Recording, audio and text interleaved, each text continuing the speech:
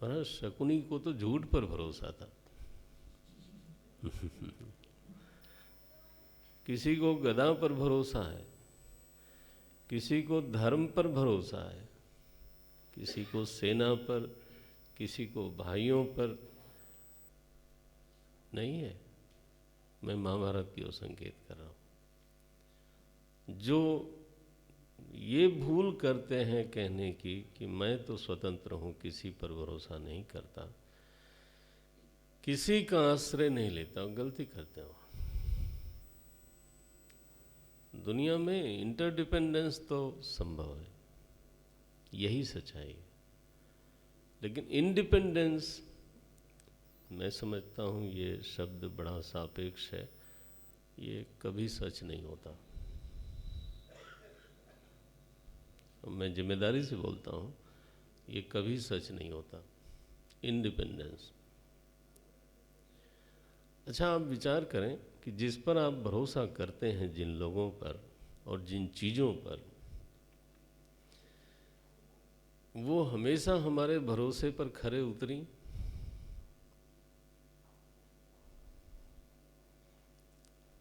मुझे तो नहीं लगता। माने जिनको हम जानते हैं, प्रत्यक्ष हैं, हो सकता है आजमाए हुए हों,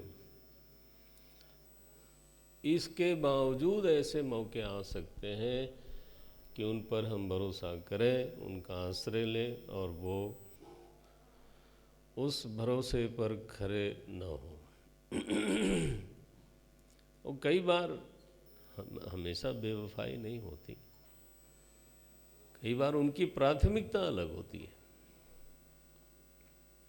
कई बार उनकी सीमाएं होती हैं।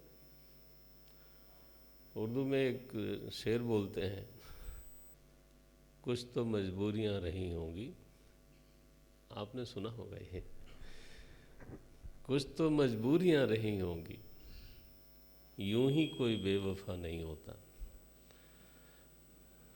मैंने कई बार जेन्युइन होता है कि आदमी की प्राथमिकता अलग है, कहीं वो फंस गया, उसकी लिमिटेशन है, उसकी सीमाएं हैं, जैसा आप उससे भरोसा करते थे, चाहते थे, वो नहीं पूरा हुआ।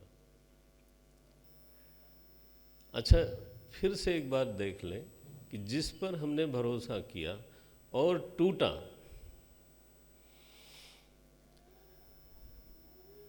क्या फिर कभी उस पर भरोसा नहीं करते?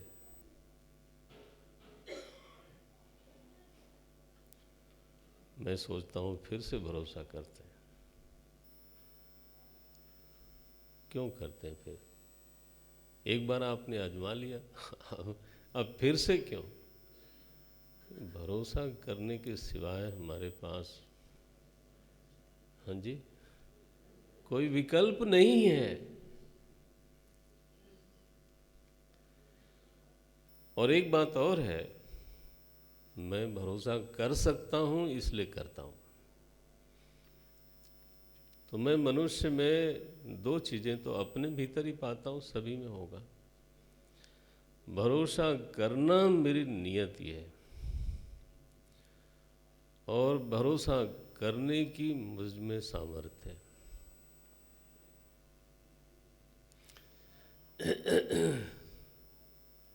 ठीक है, तो अगर ये नियति ही है तो एक अनदेखे, अनमिले,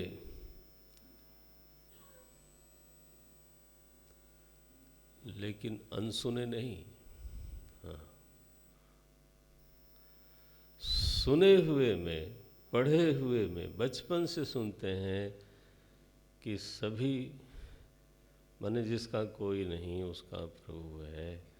हम बचपन से सुनते हैं, परिवार में सुनते हैं, संतों से सुनते हैं, शास्त्रों में पढ़ते हैं। ध्यान रहे, ईश्वर हो सकता है अनदेखा हो सकता है अनमिला हो, लेकिन ये तो शायद भारत भूमि में कम से कम कोई नहीं कह सकता। मैं समझता हूँ भूमि पर कोई नहीं कर सकता कि ईश्वर अनसुना है। तो जब सभी में भरोसा करते हैं हम लोग, तो एक बार उसमें भी क्यों न किया जाए। उसमें भी करना चाहिए। और आप जानते हैं, यहीं मुझे तो यही समझ में आता है कि यहीं से भक्ति का अंकुर निकल आता है। भरोसा किया और वो पूरा हो गया, मान लो थोड़ी देर के लिए, तो पूरा होने पर भरोसा बढ़ता है। ये एक मानवीय सच्चाई है। पूरा होने पर भरोसा पहले जितना था उतना ही नहीं रहता। ठीक है, डबल होता है, ट्रिपल होता है। एक सच्चाई है। और भरोसा अगर पूरा नहीं भी हुआ तो ऐसा पहली बार थोड़ा हुआ है। क्यों? ऐसी पहली बार कहाँ हुआ? दुनिया में भी तो बहुत बार भरोसा टूटा, पूरा नहीं हुआ, तो फिर करते हैं। तो भरोसा करना जो हमारी सामर्थ्य भी है, हमारी नियति भी है, वही से भक्ति का अंकुर है। हमारे गोस्वामी जी ने लिखा, बिन विश्वास भगति नहीं। ये दोहा बहुत बाद में समझ में आया मुझे। उन्होंने कहा, बिन विश्वास भगति नहीं, तेहि बिन द्रवहि न राम। और भक्ति नहीं होगी तो भगवान द्रवित नहीं होंगे। राम कृपा बिनु सपने हूँ, जीवन लह विश्राम। शुरुआत कहाँ से हुई? विश्वास से। बोले मैं क्यों करूं विश्वास? ये तुम्हारी मजबूरी है। तो भरोसा भक्ति, ये बात समझ में आती है। भरोसा पूरा होने पर विश्वास बढ़ा, और बार बार पूरा होने पर जो वृत्ति आती है वो है कृतज्ञता की वृत्ति। ये भक्ति का दूसरा रूप है। भरोसा बढ़ना और उसके फलस्वरूप अंत में आभार की भावना से हृदय भर जावे, कृतज्ञता से भर जावे, सो क्यों बिसरे जिन सब कुछ दीना। भक्त विभोर होकर के ये शब्द बोलता है, मेरो भलो कियो राम। इसलिए नहीं कि मैं डिजर्व करता था। तुलसी बाबा लिखते हैं, मेरो भलो कियो राम, आपनी भलाई। मैं तो साईं द्रोही। देखें संतों का उद्गार। और ये कोई कला कौशल नहीं है, ये उनके हृदय की सच्चाई है। मेरो भलो कियो राम, आपनी भलाई।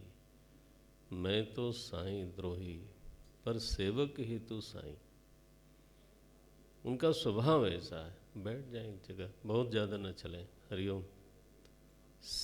एक बार बैठ जाए सेट करके। ओ, उनको जरा, वो मगन है। एक जगह बैठ जाए बस। तो जब विभोर होता है आभार की भावना से, वो भक्ति थोड़ी ज़्यादा रसीली होती है। भरोसा, फिर आभार, कृतज्ञता, कृतज्ञता के उद्गार। और ये बात अगर बढ़ती रहे प्रभु कृपा से हमारे हृदय में,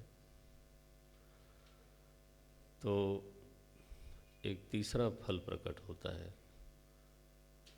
उसको बोलते हैं निश्चिंतता। निश्चिंतता, क्योंकि मेरे भीतर एक ऐसे आश्रय के प्रति विश्वास हो गया, मुझे एक ऐसा आश्रय समझ में आने लगा जो किसी भी परिस्थिति से अधिक बलवान है, जिसमें मैं किसी भी परिस्थिति में विश्वास कर सकता हूँ। He is much more dependable than many known relations. हमें ये आग्रह तो छोड़ना पड़ेगा कि मैं जाने हुए में ही भरोसा करूँगा। ऐसा तो फिर वो यही है कि ये तो ऐसी शर्त रख दी, सुने हुए में भरोसा। बच्चे को एक तरफ बाहर बैठ सकती हो तो ठीक है। थैंक यू बेटा। मैं तो निश्चिंतता आश्रय बोध से ही आती है। आश्रय ढीला हो तो निश्चिंतता पूरी कभी बनती नहीं। आप किसी ऐसे संबंधी पर भरोसा करेंगे, निश्चिंत हो सकते हैं उसके भरोसे, जो कभी काम आवे कभी ना आवे। उस जमीन पर खड़े हो सकते हैं जो स्वयं दलदल हो? नहीं। आदमी ठोस जमीन पर ही खड़ा हो सकता है। अगर ये तखत सुस्थिर न हो तो मैं सुस्थिर कैसे बैठ सकता हूँ? मेरे चित्त को एक सुदृढ़ आश्रय मिले तो उसका सीधा फल है निश्चिंतता। भगवान चाहते हैं कि हम लोग निश्चिंत हों। हम तो चाहते ही हैं, भगवान चाहते हैं। सुग्रीव को उन्होंने कहा, सखा वाह सखा सोच त्यागहु बल मोरे। तुम अपने बल से तो निश्चिंत नहीं हो सकते, बल मोरे। जीव में कहाँ सामर्थ्य है कि वो अपने भरोसे या अपने जाने हुओं के भरोसे, ये सामर्थ्य कहाँ है उसमें? सखा सोच त्यागहु बल मोरे, क्योंकि सब विधि घटप काज में तोरे। ये हमारे भगवान खुद कहते हैं, हमसे चाहते हैं, हमको वादा भी करते हैं। बोले एक बार अनन्य हो जाओ तो अर्जुन, अनन्यास चिंतयन्तो माम ये जना पर्युपासते तेषां नित्याभियुक्तानां अहम वहामि। ये भगवान बोलते हैं। ये किसी हमारे सगे संबंधी में ताकत होगी, लेकिन सीमित होगी, बहुत सीमित होगी।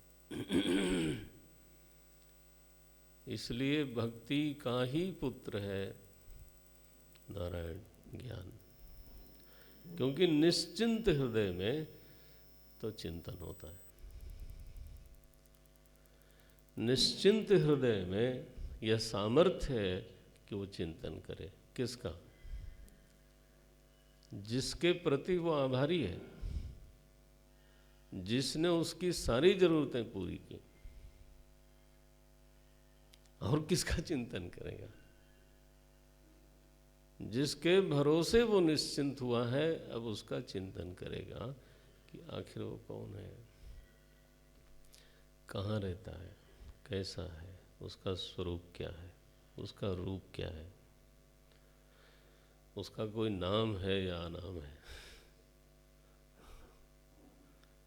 एक अनीह रूप अनामा ऐसा है, ऐसा भी है। देखें,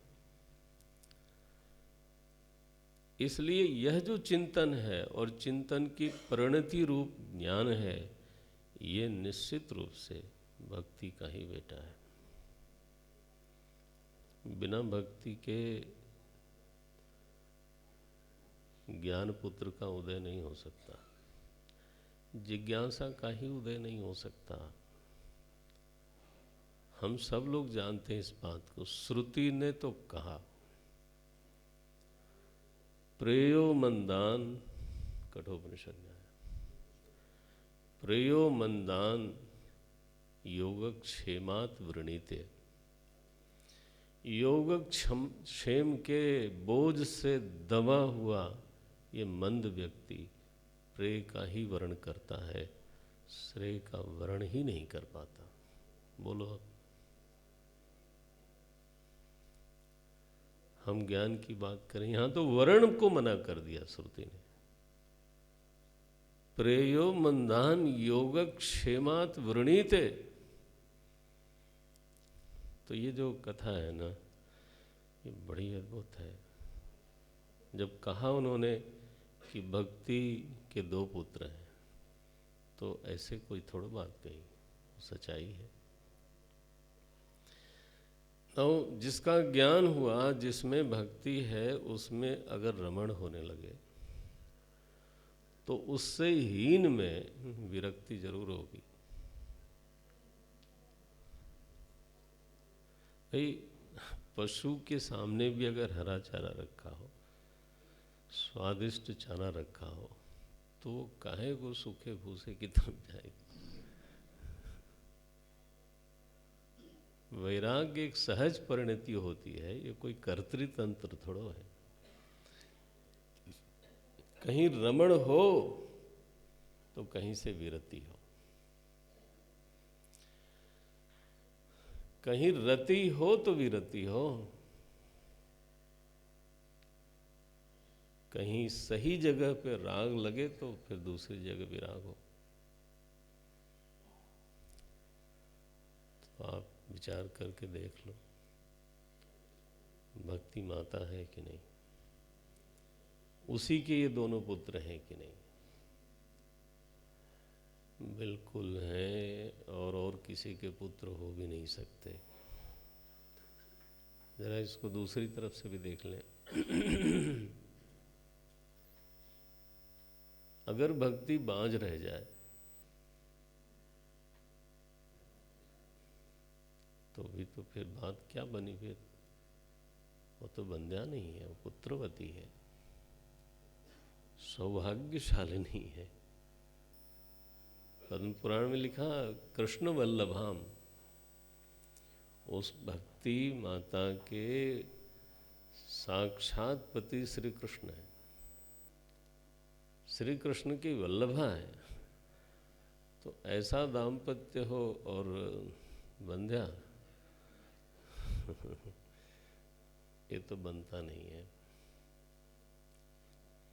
इसलिए कदाचित हम लोगों से कभी सोचने में और बोलने में गलती होती है, अपराध होता है, क्योंकि भक्ति की कीमत पर, भक्ति की व्याख्या करते समय हम लोगों को कई बार लगता है कि ज्ञान वैराग्य की निंदा जरूर करनी चाहिए, नहीं तो भक्ति की व्याख्या ही पूरी नहीं होगी। माने किसी माता के सामने उसके पुत्रों की खूब भरपूर निंदा करो और उसके सामने फूल चढ़ा दो, तो उससे क्या होने वाला है? वो तो रो रही है। यही कथा है, तरुणी है, उसके शरीर में कोई अंग व्यंग नहीं है, लेकिन वो तो रो रही है। नारद जी ने अभी ध्यान किया, बोले अरे आप तो भक्ति देवी हो। और भक्ति देवी ये भी बड़ा अद्भुत है। भक्ति देवी आप सत्वगुण का परिणाम नहीं हो, रजोगुण का तो छोड़ो,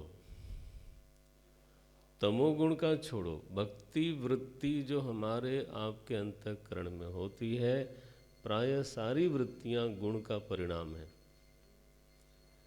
लेकिन भक्ति देवी के लिए यहाँ लिखा गया कि नहीं, आप जो है ना त्रिगुण का परिणाम नहीं हो, यहाँ तक कि सत्व का भी परिणाम नहीं हो। आप तो भगवान से ही, भगवान ने आपको रचा है, ये लिखा उन्होंने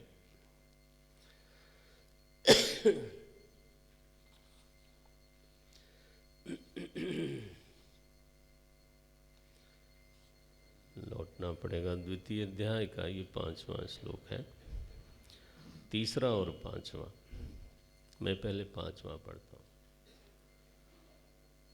इति निश्चित्य चिद्रूपः, जिनके पास ग्रंथ मिल ही गया होगा। इति निश्चित्य चिद्रूपः सद्रूपां त्वां ससर्जः। इस चिद्रूप परमात्मा ने, हे भक्ति देवी, आप सद्रूप हो, सन्मयी हो, आपकी रचना की। ससर्जः परमानंद चिन्मूर्ति ही सुंदरीम,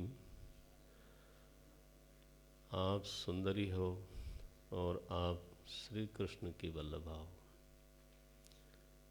ये नारद जी ने भक्ति देवी के बारे में कहा।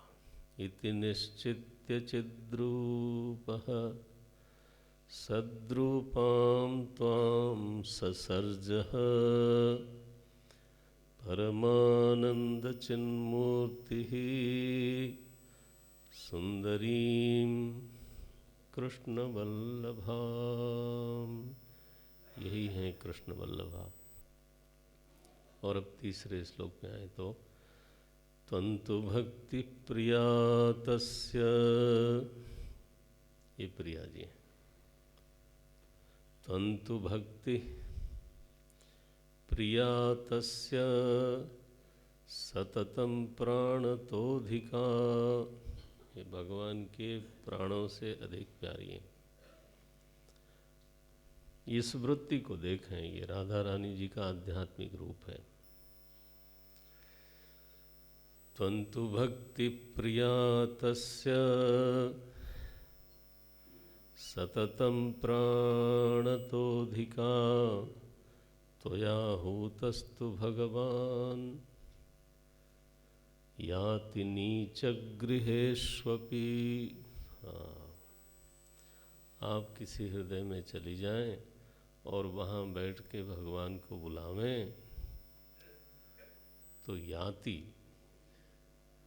भगवान याति, भगवान वहाँ जाते हैं, चाहे वो घर नीच का क्यों ना हो। याति नीचगृहेष्वपि, इसलिए भक्ति के पीछे पीछे मालिक साहब चलते हैं। पहले उनको आवाहन किया जाए, स्वयं सृजन किया। असल में भक्ति का जो असली प्रकर्ष रूप है वो तो सच्चिदानंद प्रभु में जो आनंद है उसी की अंतःकरण में अभिव्यक्ति।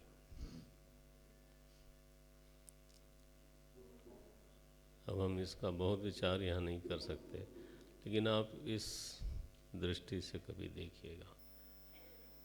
भक्ति अंतःकरण में जब उसी प्रभु के आनंद स्वरूप की अभिव्यक्ति होने लगती है तो चित्त में आनंद भरता है, होठों पे मुस्कान आती है, लोगों के प्रति प्रेम होता है।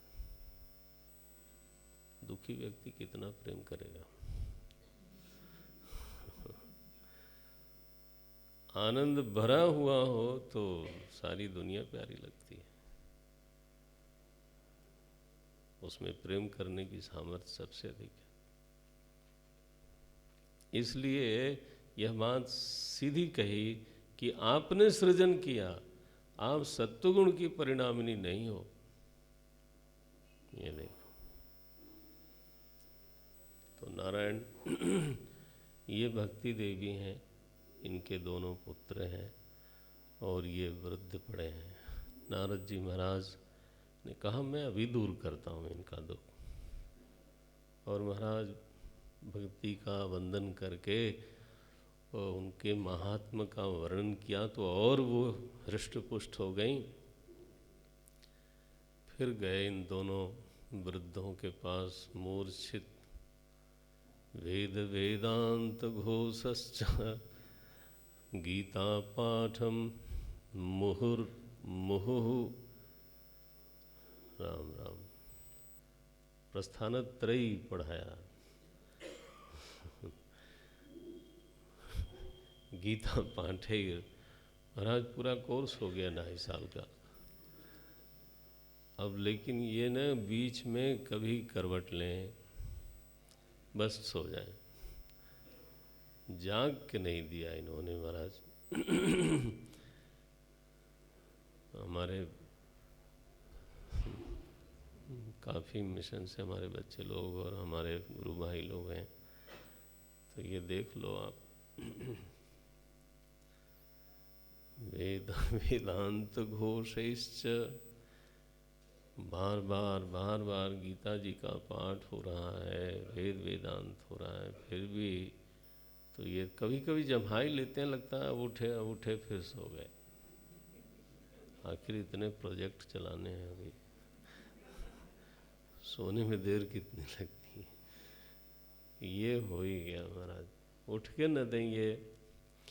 जब ऐसी स्थिति हुई तो नारद जी को बड़ी चिंता हुई कि अरे आखिर इनके पुष्ट करने का और कोई रीत क्या है।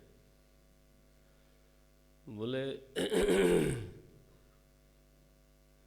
आकाशवाणी हुई कि सत्कर्म करो। अब सत्कर्म क्या होता है ये बताया नहीं गया। लोगों से पूछा, ऋषियों से पूछा, कोई बतावे नहीं। और कुछ तो महाराज ऋषि संत लोग नारद जी आ रहे हैं प्रश्न लेकर के, तो भाग खड़े हुए आश्रम से। उन्होंने प्रोग्राम बना लिया अपना। तो क्योंकि वो जगत में ज्ञानी के रूप में प्रसिद्ध थे, और उनसे एक प्रश्न किया जाए कि सत्कर्म माने क्या होता है, तो वो बता ना पाए तो बड़े शिष्यों में बेइज्जती होगी। फिर लोग कहेंगे अरे हमारे गुरुजी को।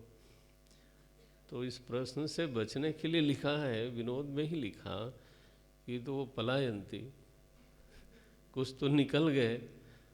अब नारद जी को लगा ये इससे होगा नहीं, बद्री धाम में जाऊंगा, वहाँ तपस्चरामी,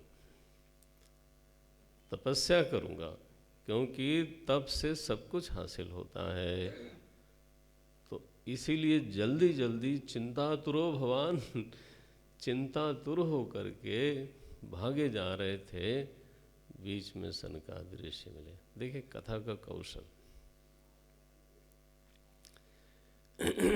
सनकादि ऋषि मिले, तब उन्होंने सवाल किया था कथम ब्रह्मन दीन मुखा। ये दीनता कहाँ से आ रही है। नोचितः, आप जैसे विरक्त के लिए ये उचित नहीं है इस तरह से चलना, इस तरह से शून्य चित्त होना, दैन्य को धारण करना। नहीं। नारद ने बताया, बड़े भाई साहब लोग, हमारी ये घटना घटी है पीछे, अभी तक मुझे समझ में नहीं आया कि सत्कर्म किसे कहते हैं। बोले सत्कर्म श्रीमद् भागवत सप्ताह को बोलते हैं। तो ये सत्कर्म शब्द का उत्तर दिया है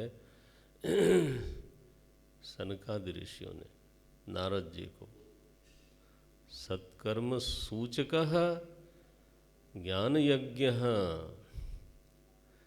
ये इसको ज्ञान यज्ञ भी कहते हैं।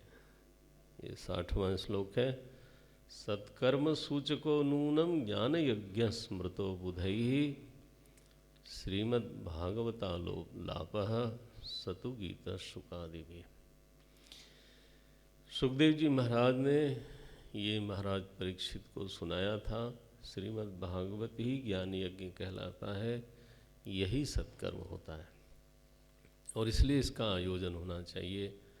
ये लोग बद्री धाम से गंगा द्वार आए, हरिद्वार, और वहाँ गंगा जी के किनारे ये सप्ताह का आयोजन हुआ, जिसमें सनकादि ऋषि वक्ता बने, नारद जी श्रोता बन करके बैठे। ये सूत सोनक के बाद दूसरी भागवत गंगा किनारे हुई। पहली नैमिषारण्य में, दूसरी अब गंगा जी के किनारे। और जैसे ही उन्होंने भागवत जी के महात्म का वर्णन शुरू किया, क्योंकि ये नियम है कि ग्रंथ के महात्म का प्रथम वर्णन होना चाहिए।